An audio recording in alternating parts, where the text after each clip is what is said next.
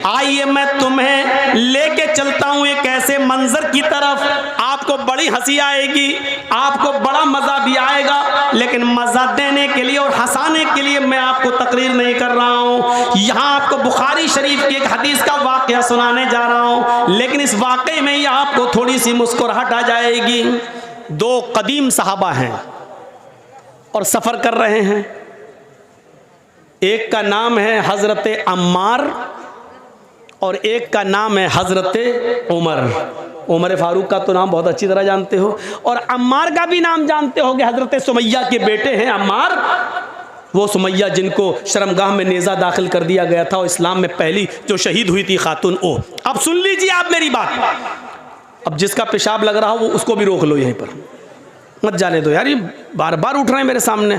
असल में बात ये नहीं है, मेरे सामने उठना गलत नहीं है। एक बार हैदराबाद में मैं तकरीर कर रहा था तो कोई मेरे सामने से उठा तो मैं समझा पेशाब करने जा रहा है। वो पेशाब करने के बजाय वो सीधा मेरे माइक आके पकड़ के फेंक देता है, और उसके बाद में लाठी डंडे और टमाटर अंडे चले वहाँ फेंके गए। तो मुझे वही मेरे दिमाग में भरा हुआ है, जब भी सामने से कोई उड़ता तो मुझे डर लगता है कि ये माइक पकड़ने ना आ रहा हो। अब वही दिमाग है। मैंने कहा नहीं, वो भूखा आदमी, उससे पूछा दो क्या, कहता 4 रोटी। तो जो दिमाग में भरा होगा वही है ना, तो मेरे दिमाग में ये भरा है। जो भी सामने से उड़ता है मैं समझता हूँ ये माइक पकड़ने तो नहीं आ रहा है। जैसे अब ये मौलाना मेरे कान में बोले तो मुझे यही लगा, कहीं मैं कुछ लगा मुझे, लेकिन वो कान में बोल दिए, समझा दिए, ठीक है। तो सुनिए, एक थे अम्मार और एक थे उमर, दोनों सफर में थे। अब मैं अपनी स्पीड थोड़ी स्लो कर रहा हूँ, आपको तभी आप समझ पाएंगे। दोनों सफ़र कर रहे हैं और रात में जंगल से गुजर हो रहा है। सोचते ख़तरनाक जानवर हैं, इसलिए इसी जंगल में सो लिया जाए, आराम कर लिया जाए। उन्होंने अपनी अपनी चादर बिछाई और सो गए। फजर की नमाज में दोनों को उठना था, फजर की नमाज में दोनों को उठना था। बड़ा दिलचस्प वाक़या सुना रहा हूँ, आपको भी मज़ा आएगा, सुनिए। और जिनको मसला मालूम नहीं होगा वो मसला भी जान जाएंगे। दोनों को फजर की नमाज में उठना था और दोनों फजर की नमाज के वक्त उठे, लेकिन दोनों ही जुम्बी हो गए। जुम्बी समझते हैं? दोनों को ही गुस्ल की ज़रूरत पड़ गई। अब तो समझ गए ना, खुलकर कहने की ज़रूरत नहीं है। यानी दोनों इंसान हैं, आदमी सोता है, दोनों को ही नाइट फॉल हो गया। अब गुस्ल करना पड़ेगा तभी नमाज होगी, लेकिन पानी नहीं है। अब क्या किया जाए? तो हज़रत अम्मार कहते हैं, उमर जी मुझे मसला मालूम है। कहा क्या? सुनिए, बहुत स्लो सुना रहा हूँ ताकि आपके दिमाग में बिल्कुल घुसा दूँ। कहा उमर मुझे मसला मालूम है। अल्लाह के नबी जुमे का खुतबा दे रहे थे तो आपने फरमाया जब पानी न मिले तो पाक मिट्टी से तयम्मुम कर लो। हजरत उमर कहते चुप रहो, जिस मस्जिद में अल्लाह के नबी ने ये खुतबा दिया उसमें हम भी थे। आपने ये बात कही थी कि पानी ना मिले तो तयम्मुम कर लो, लेकिन वो वुजू के लिए कहा था, गुस्ल के लिए नहीं। हमको वुजू की जरूरत नहीं है, गुस्ल की जरूरत है। अल्लाह के रसूल ने उस मस्जिद में जो जुमे का खुतबा दिया था उसमें यह कहा था कि अगर वुजू के लिए पानी ना मिले तो तयम्मुम कर लो। दोनों हाथ पाक मिट्टी पे मार के फूंक लो, चेहरे पे फेर लो, दायां हाथ बाएं हाथ पर और बायां हाथ दाएं हाथ पर फेर लो तो तयम्मुम हो जाता है। ये अल्लाह के नबी ने बताया था। तो यहाँ तो वुजू का मामला नहीं है, हम लोग नापाक हैं, हम लोग को गुस्ल की ज़रूरत है। हज़रत अम्मार कहते हैं, हज़रत अम्मार कहते हैं तो एक काम करिए ना, वुज़ू में हाथ पैर मुंह कुल्ला किया जाता है और ये सब धुला जाता है। हमको गुस्ल की ज़रूरत है, इसलिए पूरे जिस्म पे मिट्टी फेर लेते हैं। हाँ? ऐसा करते हैं, यानी अपना अपना दिमाग लगा रहे हैं। देखिए हज़रत उमर कहते हैं नहीं नहीं नहीं नहीं, हमें कोई अच्छा नहीं लग रहा है। क्यों? हमको मसला मालूम नहीं, कि ऐसा ना हो ऐसा करने पर गुनाह हो। तो हज़रत अम्मार ने अपनी अकल चलाई और हज़रत उमर ने अपनी अकल चलाई। हज़रत अम्मार ने कहा तुम्हें नहीं पढ़ना मत पढ़ो, मैं तो पढ़ूंगा नमाज। तो हज़रत अम्मार ने क्या किया, एक झाड़ी के पीछे चले गए, मिट्टी पड़ी थी, बुखारी शरीफ की हदीस के अल्फाज हैं, अपने जिस्म को उस पर पूरा मिट्टी में लोट लिया। बुखारी में क्या है, कमा तमर्रकुद्दाब्बा, यतमर्रकु कमा तमर्रकुद्दाब्बा। हज़रत अम्मार मिट्टी पर ऐसे लोटे, ऐसे जैसे चौपाया, आपने देखा होगा जानवर को मिट्टी में ऐसे ऐसे करता ना, फिर झाड़ देता अपने आप को, पूरे जिस्म पर मिट्टी हो जाती है उसके।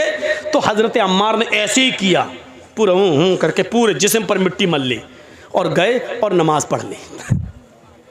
हज़रत उमर देख रहे हैं, उन्होंने नमाज नहीं पढ़ी, हज़रत अम्मार ने पढ़ ली। हज़रत उमर ने कहा पता नहीं सही हुआ कि गलत, नहीं, उन्होंने अपनी अकल दौड़ाई, नमाज नहीं पढ़ी। शहर में गए, सुबह सूरज निकलने के बाद पानी मिल गया, और जैसे ही पानी मिला तो हज़रत उमर ने सबसे पहले गुस्ल करके फजर की नमाज क़ज़ा कर ली, पढ़ ली। उस ज़माने में मोबाइल का दौर नहीं था। दबाया, हाँ जर्जी साहब ज़रा बताइए तो। मालूम है रात के 3 बजे लोग हमें परेशान कर देते कभी कभी, इसलिए मोबाइल बंद कर दिया, रख दिया। 3 बजे पूछते हैं, मौलाना साहब फला हॉस्पिटल में मेरी बीवी एडमिट है, बड़ा अच्छा, अल्लाह ताला ने अभी अभी एक बेटा दिया, क्या नाम रखूं? अरे बच्चा आज पैदा हुआ है, कभी ने 7वें दिन नाम रखना है, तुझे अभी ज़रूरत क्या थी, सुबह पूछ लेता। रात में 3 बजे फ़ोन कर, क्या नाम रखूं? तो ये परेशान करने वाले लोग भी होते हैं, 3 बजे फ़ोन कर रहे हैं। कहा अरे मौलाना खुशी थी इसलिए बोल दिया। तो बोलो ना मौलाना साहब हमारे बच्चे के लिए दुआ करना, अल्लाह ताला ने चांद सा बेटा दिया। ये क्या नाम, 3 बजे फ़ोन कर रहा था। तो उस ज़माने में फ़ोन का ज़माना नहीं था, अल्लाह के रसूल से मसला मालूम कर लिया जाए। अब सुनिए, अम्मार इब्ने यासिर ने नमाज पढ़ ली, हज़रत उमर ने नहीं पढ़ी। जब सूरज निकल गया, पानी मिल गया, तब उमर फारूक ने नमाज पढ़ ली। जब सफ़र ख़त्म हुआ तो ये दोनों जब मदीने आए तो अल्लाह के नबी सल्लल्लाहु अलैहि वसल्लम से दोनों ने अपना अपना किस्सा बयान किया कि अल्लाह के रसूल बताइए हम दोनों में कौन सही, हम दोनों में कौन सही। तो अल्लाह के नबी ने फरमाया अच्छा दोनों को गुस्ल की ज़रूरत पड़ गई? कहा मार तुमने क्या किया? कहा अल्लाह के रसूल हमें तो मालूम था पानी ना मिले तो तयम्मुम कर लो। तो अल्लाह के रसूल ने फरमाया जी बिल्कुल। तो हज़रत उमर ने कहा ये तो आपने वुज़ू के लिए कहा था, इन्होंने पूरे जिस्म पर मिट्टी मल ली। तो अल्लाह के रसूल ने कहा अम्मार क्या किया था तुमने? कहा कि मैं तो ऐसे लोटा मिट्टी पर जैसे 4 पैर वाला जानवर जमीन पर लोटता, पूरे जिस्म पर मिट्टी मल ली। तो अल्लाह के रसूल मुस्कुराए और मुस्कुरा कर कहते हैं कि अम्मार तुमने गलत किया, तुम्हें ऐसा नहीं करना चाहिए था। अब हज़रत उमर बड़े खुश हैं, ये गलत हो गए तो हम तो सही हुए होंगे, इनकी गलती है तो हम सही हो गए, हमने नमाज नहीं पढ़ी हम सही हो गए। तो कह ले और पूरे जिस्म पर मिट्टी मल लो हो गए ना।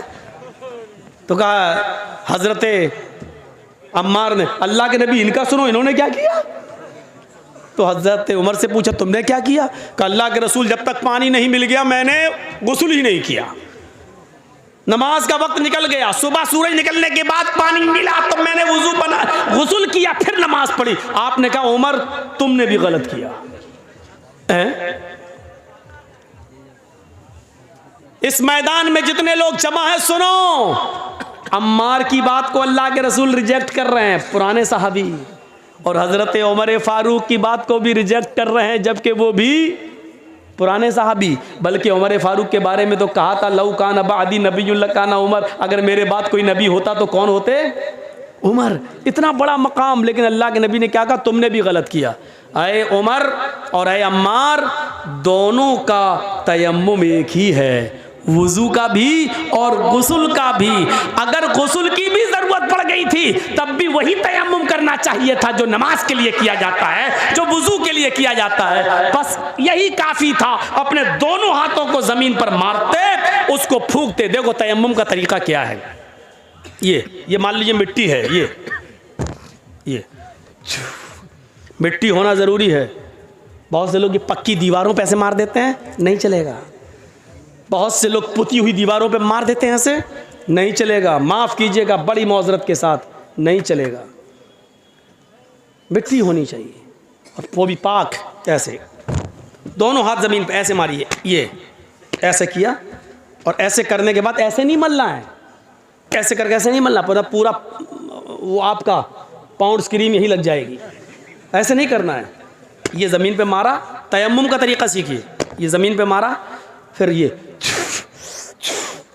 बस जितनी भी उड़ जाए मिट्टी तुम्हारे हाथ में लगी हुई ऐसे करके उड़ गई। अब इन्हीं हाथों को ऐसे करना है, देखिए हो गया। अब यही हाथ दोबारा नहीं लेना है, इसी हाथ को बाएं हाथ के ऊपर ऐसे यहां तक ये कर लिया और इस हाथ को ये तयम्मुम हो गया। तो अल्लाह के नबी ने कहा था यकफी हाकज़ा, तुम्हारे लिए इतना कर लेना काफी था। तुमने पूरे जिस्म पर मिट्टी मल ली, तुमने भी गलत किया, और अव्वल वक्त पर नमाज न पढ़ के सूरज के निकलने तक इंतजार करके फिर गुस्ल के लिए पानी मिल गया तब पानी नहाकर फिर तुमने नमाज पढ़ी, तुमने भी गलत किया, क्योंकि नमाज को उसके अव्वल वक्त से निकाल दिया। तो अब आप समझ रहे हैं गलती किन किन से हो सकती है? हज़रत अम्मार से भी हो गई, हज़रत उमर से भी हो सकती है, तो मौलवी जर्जी से क्यों नहीं हो सकती है? आज हम जैसे कोई मौलाना ये नहीं कह सकता कि मैंने जो कहा वो बिल्कुल सही है, उसी को आंख बंद करके मान लो, नहीं। हर शख्स की बात शरीयत की कसौटी पर रखी जाएगी। अगर कुरान और हदीस से मिल रही होगी तो मानी जाएगी, कुरान और हदीस से नहीं मिल रही होगी तो नहीं मानी जाएगी। मेरे भाइयों, इस चीज को याद रखना। आइए अब मैं तुम्हें एक ऐसे वाक़े की तरफ लेके चलता हूं जिससे तुम्हें बहुत बड़ा मसला मालूम होगा। हजरत उमर फारूक खुतबा दे रहे हैं, सुनिए, हजरत उमर फारूक खुतबा दे रहे हैं और उस खुतबे के अंदर अल्लाह के फरमा रहे हैं कि लोगों, आजकल मेहर बहुत बढ़ गया है। मेहर, मेहर जानते हैं ना, लड़की की शादी में जो रखा जाता है उसको आपके यहाँ क्या बोलते हैं? मेहर, दैन मेहर, मोहर नहीं, मोहर तो वो होती जो लगाई जाती है, मेहर, मेहर, दैन मेहर, सही है। तो मेहर, लोगों मेहर बढ़ता जा रहा है। हाय हाय हाय, सुनिए बहुत प्यारी बात, अब लोग बहुत ज्यादा मेहर रखने लगे, देने लगे। लड़कियां भी निकाह के मौके पर बहुत ज्यादा मेहर की डिमांड करने लगी। मैंने अल्लाह के नबी के निकाह देखे हैं, नबी की बीवियों को अल्लाह के नबी ने जो मेहर दिया वो मुझे मालूम है। अल्लाह के नबी ने अपनी बेटियों की, ज़ैनब की, रुक़ैया की, उम्मे कुलसूम की और फातिमा की शादी की तो कितना मेहर रखा ये भी मुझे मालूम है। सबसे ज्यादा जो मेहर था वो 400 दिरहम, 400 दिरहम का मेहर था, 400 दिरहम का। 400 दिरहम से ज्यादा मेहर अल्लाह के नबी ने नहीं रखा। लिहाजा अगर कोई भी शख्स अपनी बीवी को 400 दिरहम से ज्यादा मेहर देगा तो वो मेहर उमर उस औरत से छीन लेगा और बैतुल माल में जमा कर देगा। 400 से ज्यादा जो मेहर होगा, 400 तक तो उस औरत के पास रहेगा, लेकिन 400 के बाद जो भी मेहर देगा उतना वो जायद मेहर, मेहर जो ज्यादा है वो उस औरत से लेकर बैतुल माल में जमा कर दिया जाएगा। ये किसने कहा? हजरत उमर ने कानून बना दिया, मिंबर पे खड़े होकर खुतबा दे दिया। खुतबा तो दे दिया, टाइम खत्म हो गया, उतर गए, जुमे की नमाज पढ़ा दी। नमाज पढ़ाने के बाद उसी मस्जिद में पर्दे में एक औरतें भी नमाज पढ़ रही थी, पर्दा पड़ा हुआ था, औरतें भी नमाज पढ़ रही थी। एक बूढ़ी औरत आती है पर्दे से, कहती है अमीरुल मोमिनीन मुझे आपसे कुछ कहना है। बोला क्या कहना चाहती हो, बोलो। कहा वहीं आना चाहती हूँ, मैंने पैरों में सॉक्स मोजे पहन रखे हैं, हाथों में मैंने दास्ताने ग्लव्स पहन रखे हैं, मेरा चेहरा छिपा हुआ है, मैं वहीं आकर आपसे रूबरू मिलना चाहती हूँ, आपने मसला गलत बता दिया। हजरत उमर फारूक से कह रही है एक औरत कि आपने मसला गलत बता दिया। हजरत उमर कहते हैं मैंने गलत बता दिया? कि हाँ, आओ इधर। औरत, बूढ़ी औरत गई, कहा अमीरुल मोमिनीन आपने इस मिंबर पर खड़े होकर ये कैसे कह दिया कि कोई भी आदमी अपनी बीवी को 400 दिरहम से ज्यादा मेहर नहीं दे सकता? हजरत उमर ने कहा मां, बूढ़ी मां,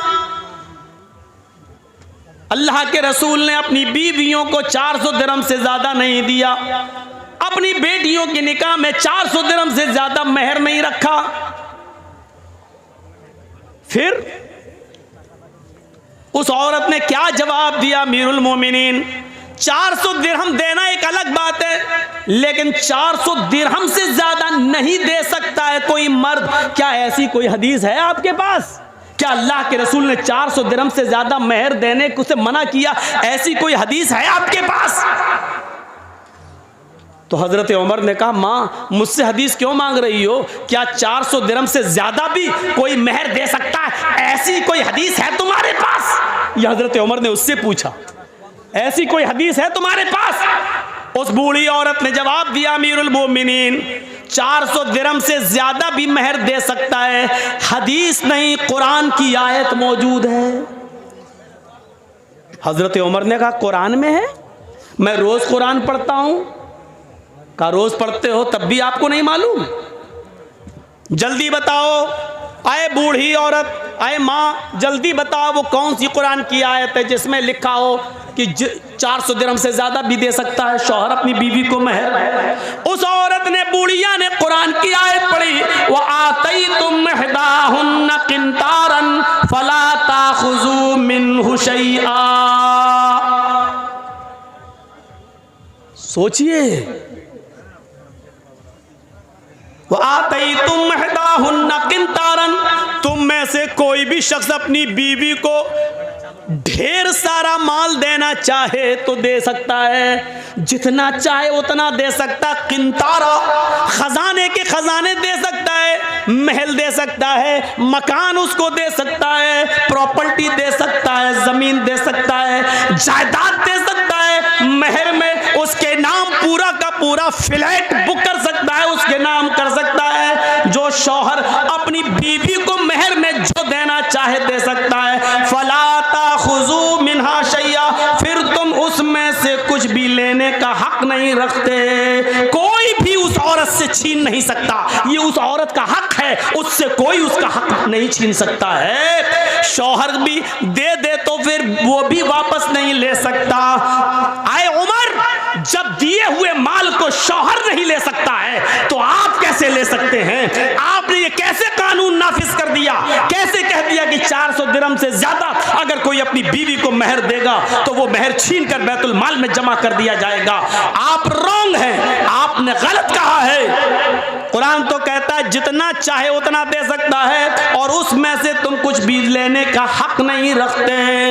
हजरत उमर ने लोगों से पूछा, जो मस्जिद में बैठे हुए थे उन लोगों से पूछा, क्या ये आयत कुरान में मौजूद है जो बुढ़िया पढ़ रही है? ये औरत जो कुरान की आयत पढ़ रही है, क्या ये आयत कुरान में मौजूद है? लोगों ने जवाब दिया, हाँ ये आयत कुरान में मौजूद है। हजरत उमर अपनी गलती एक्सेप्ट करते हैं और फिर मिंबर पर दोबारा खड़े होते हैं और कहते हैं, अख्तार रजुलुन व असाबत इम्रातुन, अख्तार रजुलुन व असाबत इम्रातुन।